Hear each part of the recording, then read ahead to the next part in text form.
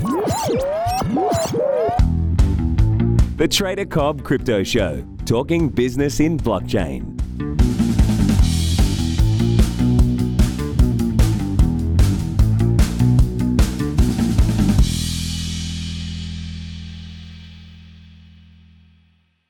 G'day everybody and welcome to the Trader Cobb Crypto Show. Today's guest needs no introduction, Mr. Tone Vays. Thank you so much for being on the show. Hey Cobb, thanks for having me on. No dramas, mate. Look, obviously we've got a lot to talk about. You've been having a lot going on recently. You're a trader, I'm a trader. We both make a living from the markets doing our thing. And recently you've become short Bitcoin. Well, not recently, you've been calling short Bitcoin for quite some time.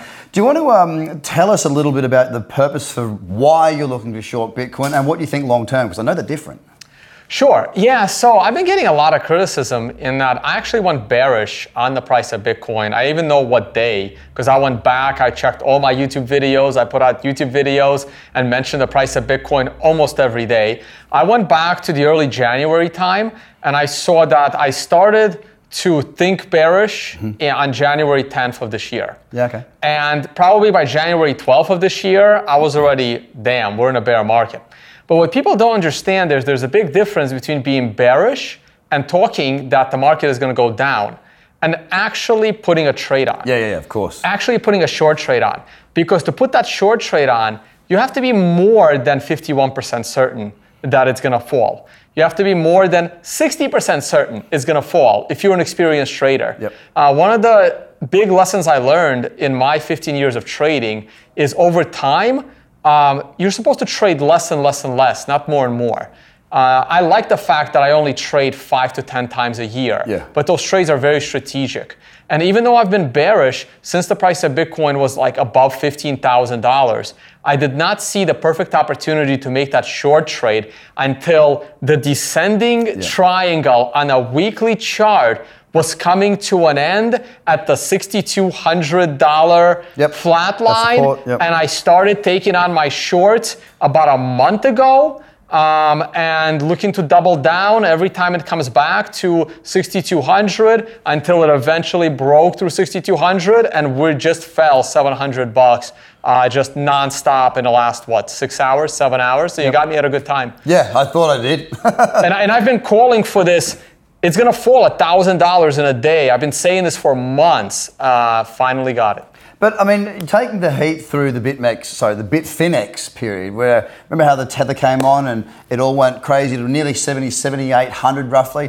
How did that go? I mean, as far as your shorts are concerned, I mean, did you get stopped out and re-enter into the market? No, I did not get stopped out because I purposely did not do that trade on Bitfinex. Right. Because I knew Bitfinex is unstable because of the unstable Tether coin, which they call a stable coin. So Bitfinex is a pretty rough exchange to use. You don't want to use that because of that risk. So I would have been stopped out. My stop loss was actually set at 7,600. Oh, yeah, that would have been painful too. Right. The reason it was set at 7,600 is because that was the prior swing high. Now, I know Bitcoin is volatile. And the trade that I put on was leveraged, but it was leveraged in such a way to give me the room in case the craziest possible thing happens. And ironically, the craziest possible thing happened. And because of my risk management and because of my position size, I was able to sleep just fine. And I kept telling people, great, now I get a chance to double down when it comes back to that area. Because I think the biggest mistake that new traders make is they double down or increase the size of their trades when their trades go against them. I think that is the biggest mistake a trader can make. And if there's one mistake that I try to get traders to fix, do not lower the entry of your trade just because you are down on your trade. Absolutely. The only time you should ever increase your position in a losing trade is if it went against you, but it set up an even more perfect short trade from a higher area. And that is just so rare. The perfect trades are usually continuation trades, not reversal trades. People think that the only trading is reversal trading, timing the tops, timing the bottoms. But that's the mugs game. I just have the They same make stuff, good Tony. videos. They make good videos. Everybody wants to be the expert that picks Right. the top and bottom, but it's this chunk in the middle that's important. Yeah, I that's don't where want the money's top, made. I don't want the bottom. I want where the the money's chunk in the made. middle. And you're sort of suggesting something very along the lines of my methodology, which is having a structure. It's having a strategy, knowing what to look for. I work from a checklist. I teach checklists, so it's about working through and going, right, have I got this, so that it brings a level of discipline to a position. So I'm sure you're the same when you go to the market. I don't go to the market looking for a trade. I go to the market and try and eliminate everything, and whatever's left, if it's that good, I'll take that position. So it's a different way of looking at the market, and it's served me well over my 12 years. You're a little bit longer in the market than I, and especially this market. But do you sort of subscribe to the same sort of theory that less is more in that regard? Or? I subscribe to the theory that less is more, absolutely. And I learned these lessons from other senior traders along the way. I wish I was, I'm a very diligent researcher, pay attention to detail. I spend so much time, like I can't even describe how much time I've spent in over 10 years trying to analyze option strategies and option spreads in order to find arbitrage opportunities in option spreads, and even come up with my own option spread combinations that don't even exist in textbooks. They have no names. But when it comes to actually executing those trades, and when it comes to keeping track of those trades, once all of my work is done and I found that trade and I continue to use it, I have a mental discipline. I don't have the discipline, okay, here's my checklist, I gotta check that off. I'm gonna be diligent about keeping track of my records. And that's the kind of stuff I don't do. I just don't have the patience for that. And I have nothing to prove to anyone. Yeah. I know my stuff works. I know what my accounts have done over the years. If I have no intention of managing other people's money. I've always managed my own money, or I'll get together with my friends and my family's money. I mean, probably not my family. They have no idea what I do, but my friends know, especially if they've been in the market. So, but if I ever need to show a hedge fund, I'm like, yeah, I'm sure I can compile 10 years worth of records from the 3 brokers I've ever traded with. I'm sure I can, either spend myself like 2 weeks going through 10 years of my trading history. I just don't think I'm ever going to need to do that, so I don't bother. I'm with you on that front. I always traded for myself as well. I had a little fun for a little while. I really didn't enjoy it so much. I take people's emotions on board too much when it's someone else's money. So here's the thing, right? A lot of people have this dream that when you become a trader, you're going to sit on some Thailand beach, sipping on a Mai Tai with a laptop, taking on a trade every now and then. The reality is you're sitting in front of 3 monitors in a room with barely any windows, like stressing the hell out of yourself. That's the life until you are good enough to do that, to sit on that beach. And by then, you're probably going to have something more interesting for your time. With me, I love traveling the world. I love speaking at conferences. I love educating people on what I've learned in trading over the last 15 years. And I'm making YouTube videos because I just enjoy it. Well, we're very similar in that regard, mate. We've both been around for a while. I actually really enjoy the business side of it as well, the education side. This stuff is really fun, the travel. So we're fairly similar on what we're doing at the moment in many ways. Now, one thing I want to touch on right now, let's talk about Bitcoin Cash and the hash rate that's been going on. Now, you sort of spoke with Craig right recently, and from there, I'm not sure if that's what kicked it off or how it started, but what's going on in that space? Because it just seems like a real big, swinging such and such match at the moment. Who's going to win and why it's going this way? It seems to be swinging in one direction actually at the moment. So here's the thing. So here's what I see in the crypto space. I come from a traditional Wall Street space. You do as well. And I was a little bit naive, younger, like 10, 15 years ago, got into this whole libertarian space. Not that it's bad or anything like that, the whole gold bug movement. And then you learn that, wait a minute, gold is like the worst investment in history. It'll preserve your money, but it'll never make you anything. So you go through these transitions and it gets you into Bitcoin, and then you read all of these, gloom and doomers and how the market's gonna crash, and all the Wall Streeters are evil and Goldman Sachs is evil, and all these people are evil. And I worked at Bear Stearns during the collapse and then JP Morgan, and all the people that I work with, they were honest, hardworking people. Nobody wanted to lose their job at Bear Stearns. Nobody wanted to lose their job at Lehman Brothers. And the average person I've ever met on Wall Street, college educated, has a family, wants to keep their life nice, doesn't want to go to prison, doesn't want to be in the news. Nobody wants that stuff. And I come into the crypto space and everyone around me is a scammer. And in the crypto space, the average person I meet, I got to figure out, okay, was this guy like a high school dropout because he couldn't pass high school? And then he's sitting here trying to build a blockchain? It's insane. So, they're the ones that are saying these guys are bad, but there's a lot of scams going on here. So what happens in the crypto space, no one does any research, right? So whenever I look at a project and I'm like, well, this is ridiculous. And they're like, you have to do your research. And then I look at it for 10 to 15 minutes. I'm like, oh my God, this is so much worse than I thought. So what happened was I've been debating against Bitcoin Cash. I call it B Cash to avoid confusion, but we can call it Bitcoin Cash at this point because it's about to die anyway. So I didn't like it because it seemed like a centralized mess that can't compete. But people seem to believe in it.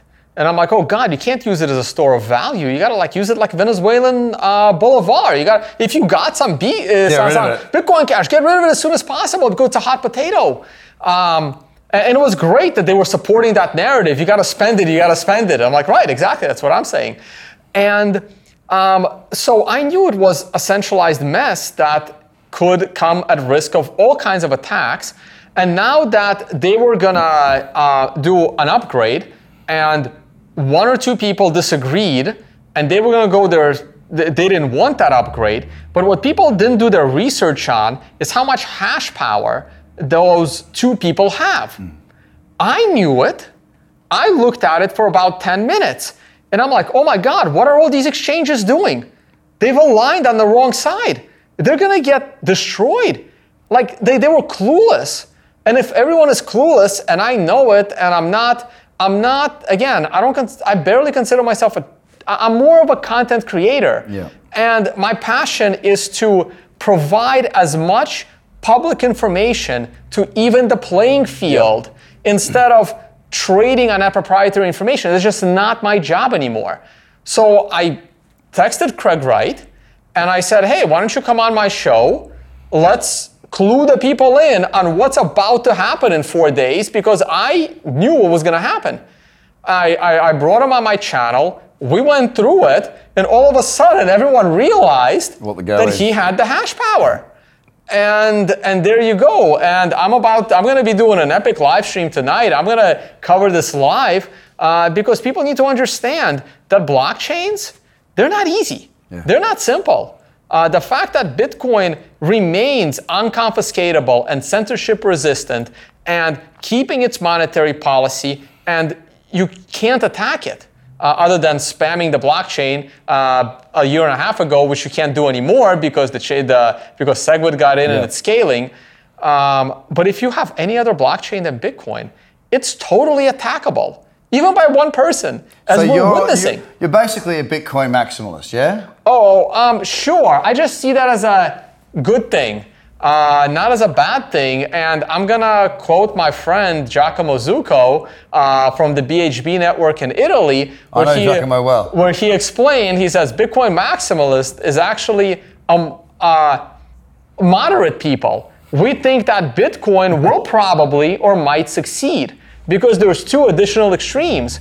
The other extreme is no coin will succeed. Ever exist, yeah. And the other extreme is the Vitalik Buterin, Dan Larimer, and the altcoiners extreme, in that Bitcoin is so not innovative and not important and irrelevant that my blockchain is just as good.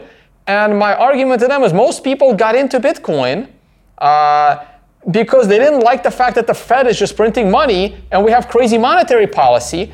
But for some reason, they think that them printing their own money is somehow better. Like if you believe in altcoins, even Litecoin, even Monero, then you believe in inflation. You believe in the Fed. You believe that you need more than 21 million Bitcoin. And if Bitcoin is the most secure blockchain, why don't you push for changing the supply of Bitcoin to have more Bitcoin than 21 million, because Bitcoin will be more secure than your Litecoin, or it will be more private than Monero. Like, instead of having another a split, a fork and another token and coin, an inferior alternative, why wouldn't you just want more Bitcoin? Yeah. And I don't know how to get these concepts through to people. They just see dollar signs of printing their own money. Well, they see the hope of the lotto ticket in many instances, which if you've got one, maybe one day you'll win. Right. And I think that's what, you look at how it moved last year, it was just absolutely insane. It brought a lot of people in. Obviously, we're seeing the counter of that now. Markets go up and down. One thing I always say is that the market can and will go higher. Market can and will go lower. Yeah. You don't know when, how, or what, or why. Again, that chunk in the middle is where you got to be at. We both agree that technical analysis is not voodoo, and it can certainly help. It's what I do pretty much only technical. I mean, I research companies I invest in, but it's, for me, when it comes to trading, my decisions are totally unbiased, so I can block out all the noise. So speaking of which, you've been publicly saying Bitcoin lower. Where are we going to? What's your opinion on that? So I've been saying Bitcoin to, and I'm very specific about this number, 4,975. And the reason why it's 4,975 is because I think around August, forgot what day. My memory is usually pretty good, but sometimes the day gets away from me. It's all right, you've traveled a long way. You've traveled a long way. And it's not even this August, it's last August. So sometime in August of 2017, the price of Bitcoin was rallying really fast from 4,000 up to 5,000. And I was looking at my charts. I'm a big fan of the TD sequential system. And the TD sequential system was basically saying that the market was going to top on that day. And Bitcoin was flying up to 5,000, and we were doing a live show on the World Crypto Network at the time. I'm not there anymore. I have my own channel now. And everyone is happy, and I'm looking at it, I'm like, hey guys, my technical analysis says we're going to top, like, right now. Like, in the next few hours, we should top at 4,975. I don't think we're going to touch 5,000. That's when we went to 3, right? That was what? We went back to 3. Correct. Yeah. And I said, hey, we're about to top, and we're probably going to go back to either 3 or 1,300. I called the $3,000 low perfectly as well. And because I called that top so perfectly, 9,475, I've always said the moment we broke it on the way up, I was bullish again. But I've always said we have to come back and touch 4,975. I'm a big fan of touching prior highs. Yep. In fact, for like the last 4 to 5 years, I've been saying gold needs to come back and touch the 1980 high of 875. And I'm still thinking that, even today, that gold's going to come back and touch 875.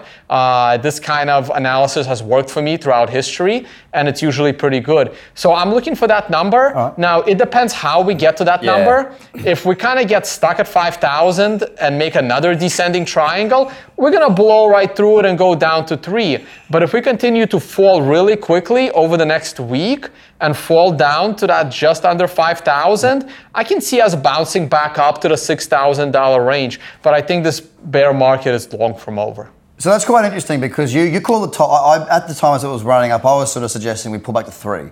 That was a level of old resistance. It was also a double Fibonacci point for which I trade from and you put a lot of weight on. So 3,000 round number, horizontal level of resistance, and a 61.8% fib. Well, for me, the 3,000 was the prior swing high, because we that was the old high. That was the prior swing high. So I was looking for 3,000 as well, for slightly different reasons. It's interesting, isn't it? Yeah, and we both hit it. Different points of view, same outcome. And it's funny. I sent out a tweet. I even remember what it was. I was in Germany at the time at some conference, and I'm watching it crashing into 3.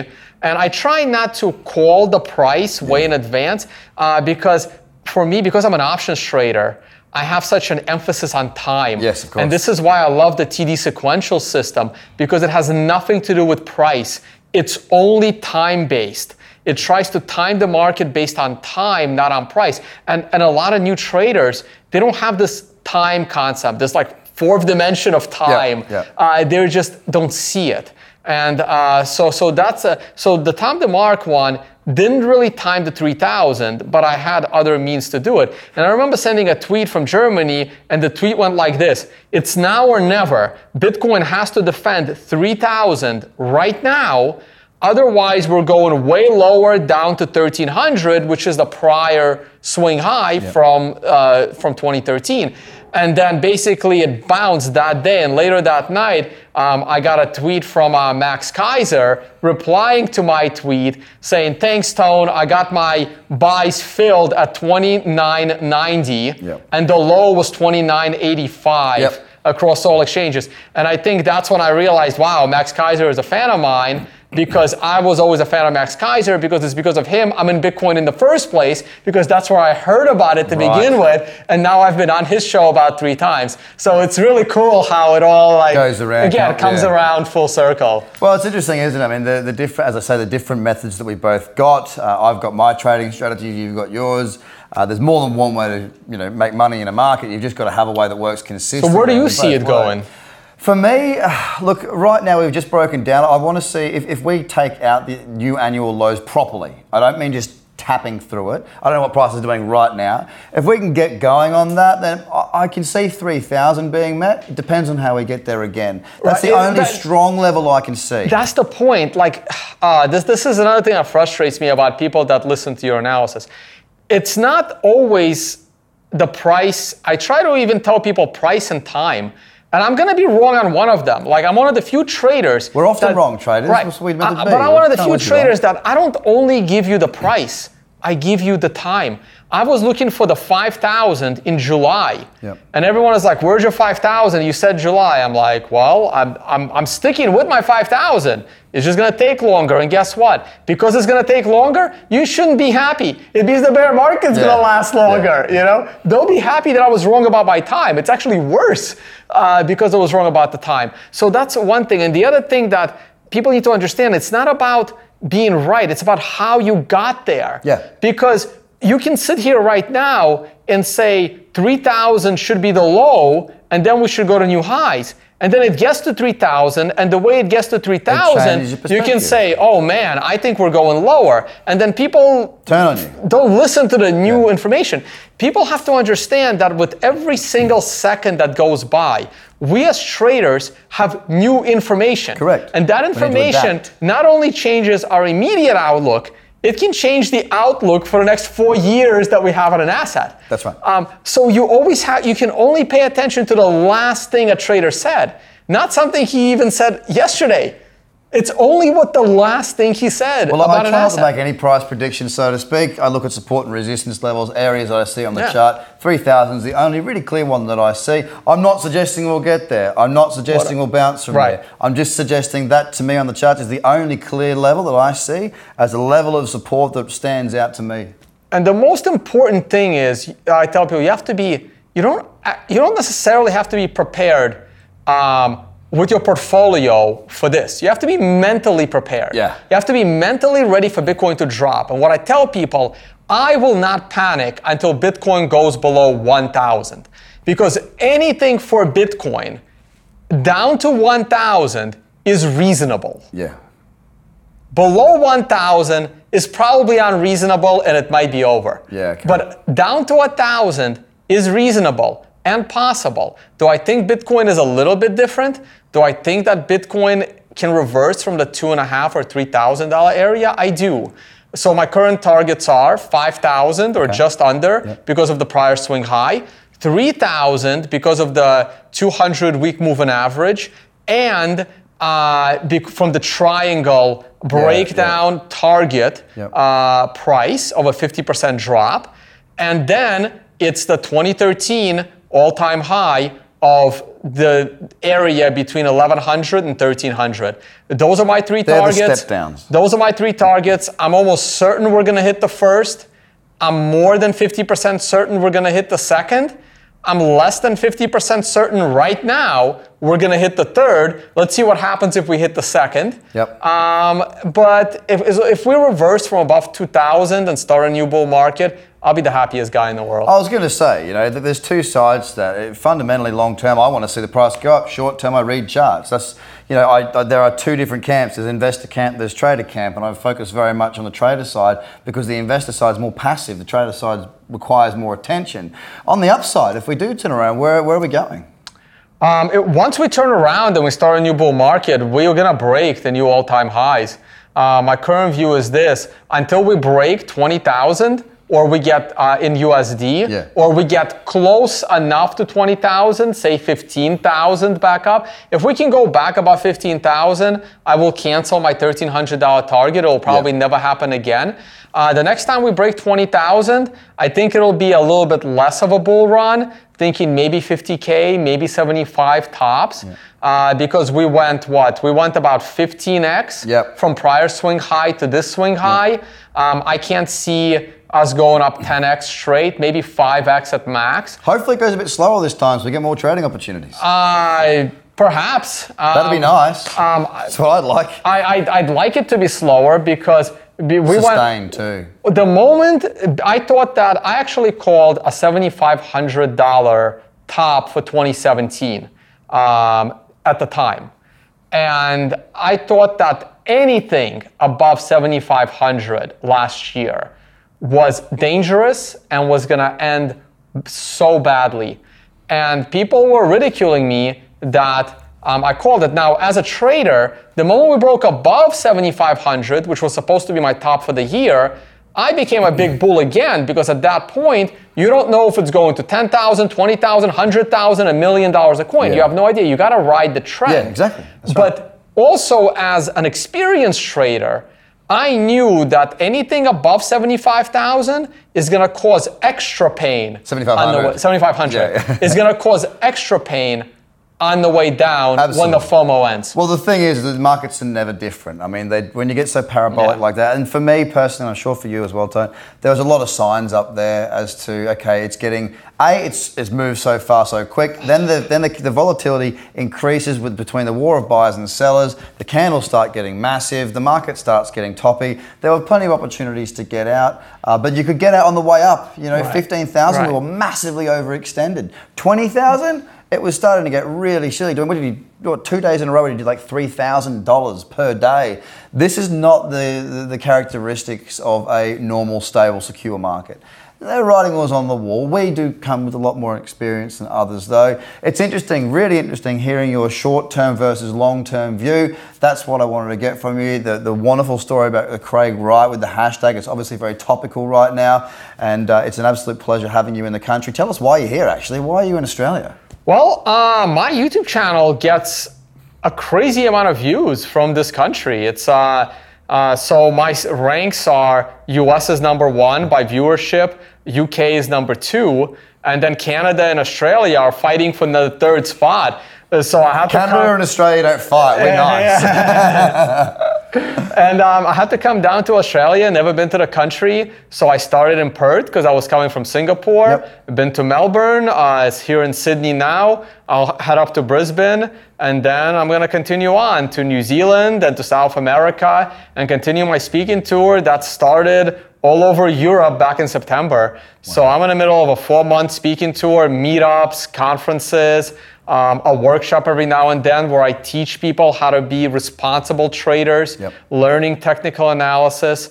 And it's great. I have a huge fan base. Everybody's taking me out to dinner. It's awesome. I had some kangaroo meat. It's great. You can't have cooked that stuff. Yeah, you guys have good steaks. I gotta find another spot tonight to have a nice, good steak. Mate, well, it's been an absolute pleasure having you on the show. Thank you so much for your time, Tone. Welcome to Australia. I was going to say sunny Sydney, but unfortunately, you brought the rain with you. I look forward to hearing and seeing more from you in the future and seeing what happens with Bitcoin Cash and Bitcoin over the coming weeks. It'll be very, very interesting. So where can people find out more information about you, mate? Sure. I'm pretty much Tone Vays everywhere. It's tonevays.com, Tone Vays on Twitter, Tone Vays YouTube channel. I started out with like a name for my channel, but then you know what? I'm just by myself. I work for myself. I'm not going to work for anyone ever again. I should be the brand. So I just branded everything as Tone Vays. So just Google Tone Vays and you'll find an unreasonable amount of content that I put out. People have no idea how I do it. I don't know how I do it, but I'm going to keep trying, and I love it. And also, I decided to start my own conference, so I will be hosting my very first conference. It is called Unconfiscatable. The first one is going to be in Vegas, and it comes with a crypto celebrity poker game where we already have about 10 popular, influential people as part of the 100 people poker celebrity game. It's a 0.1 Bitcoin to play, and it's going to be organized by the casino, followed by a one-day conference with some very good speakers, including Max Kaiser and Saifedean Ammous, author of the Bitcoin Standard, Jimmy Song, developer, Giacomo, and many others. Oh, cool. So check out unconfiscatable.com if you're looking for a true Bitcoin conference. Excellent. Thanks so much for your time, guys. Bye for now. The Trader Cobb Crypto Show, talking business in blockchain.